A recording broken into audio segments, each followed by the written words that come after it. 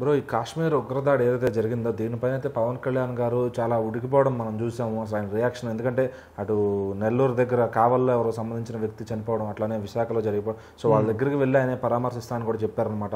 అట్లానే ఆయన మాట్లాడుతూ పలానా దాన్ని ఏమంటారు, చాలా కోపంగా ఉన్నారనమాట. సో ఆయన మరి మన స్టేట్ తరఫున ఆయన ఏమన్నా చెప్తారా, లేదంటే గవర్నమెంట్కి ఏమైనా సలహాలు ఇచ్చేది ఉందా? అంటే స్టేట్ తరఫున అని కాదు, ఆయన ఎప్పటి నుంచో కూడా అందరికీ తెలిసిందే హిందుత్వం పట్ల, సనాతన ధర్మం పట్ల ఆయన ఏ విధంగా ఎంత రెస్పాన్సిబుల్గా ఉంటారో అందరికీ తెలిసిందే.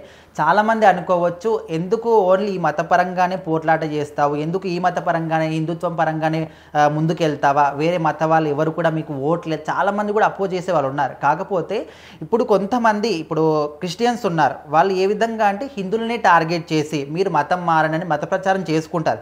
సో అదే క్రిస్టియన్ ఎవరైతే హిందువుల దగ్గరకు వచ్చి మాట్లాడారో వీళ్ళే ముస్లిమ్స్ దగ్గరికి వెళ్ళి ఆ విధంగా మాట్లాడతారా?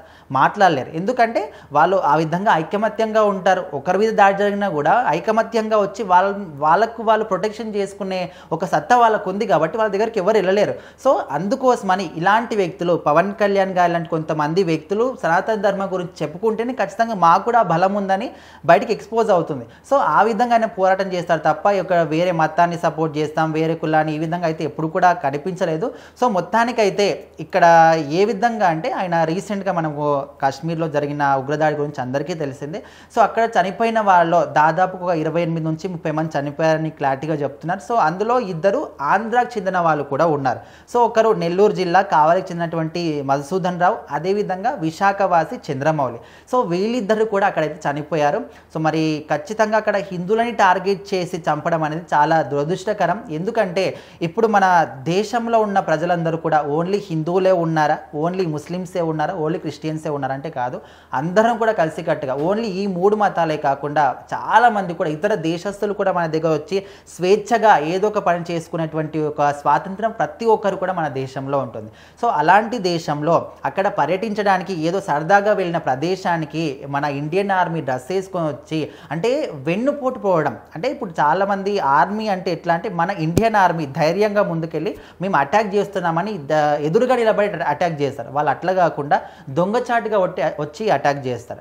సో ఈ విధంగా ఆయన మాత్రం చాలామంది కూడా ఓన్లీ సోషల్ మీడియాలో పోస్టులు పెట్టడం కావచ్చు, సానుభూతి తెలియజేస్తున్నామని ఈ విధంగా చాలామంది అంటారు. కానీ దగ్గరికి వెళ్ళి ఎవరు వాళ్ళని ఓదార్చారు, ఎవరు వాళ్ళతోని మాట్లాడారు, ఎవరు వాళ్ళకు ధైర్యం చెప్పారు, సో దీని గురించి అందరు మాట్లాడుకోవాలి. సో అలాంటి వాటిలో పవన్ కళ్యాణ్ ఖచ్చితంగా ముందుంటారు. సో ఎక్కడైతే ఈ కావల్లో కావచ్చు, విశాఖలో కావచ్చు, వాళ్ళిద్దరి కుటుంబాలను కూడా కలిసి మృతదేహాలకు నివాళులు అర్పించిన తర్వాత వాళ్ళ కుటుంబ సభ్యులతో మాట్లాడి మీకు అంటే ఖచ్చితంగా పోయిన ప్రాణాన్ని ఎవరు కూడా తీసుకురాలేదు, ఆ లోటును కూడా ఎవరు తీర్చలేరు. కాకపోతే ప్రభుత్వం తరపున మీకు ప్రతి ఒక్క అండదండ ఖచ్చితంగా ఉంటుంది.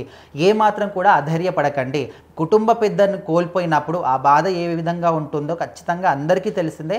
కాకపోతే ఆ బాధని మేము తీర్చలేకపోవచ్చు, ఎంతో కొంచెమైనా మీకు సహాయం చేయగలుగుతాము, అధైర్యపడకండి, ధైర్యంగా మేమున్నాం మీకు అనే విధంగా వాళ్ళకైతే అండ కూడా ఆయన చెప్పడం జరిగింది. సో మొత్తానికి ఆయన చేసిన ఒక మంచి పని గురించి అందరూ కూడా మాట్లాడుకుంటున్నారు. అంటే దేశవ్యాప్తంగా చాలామంది చనిపోయారు, కాకపోతే అందరి దగ్గరికి వెళ్ళే అవకాశం కొంతమందికే ఉంటుంది. సో ఈయన ఆంధ్రాకి చెందినటువంటి డిప్యూటీ సీఎం కాబట్టి ఆంధ్రాకి చెందిన వాళ్ళు ఇద్దరు ఉన్నారు కాబట్టి వాళ్ళిద్దరి కుటుంబాలకైతే ధైర్యం చెప్పారు.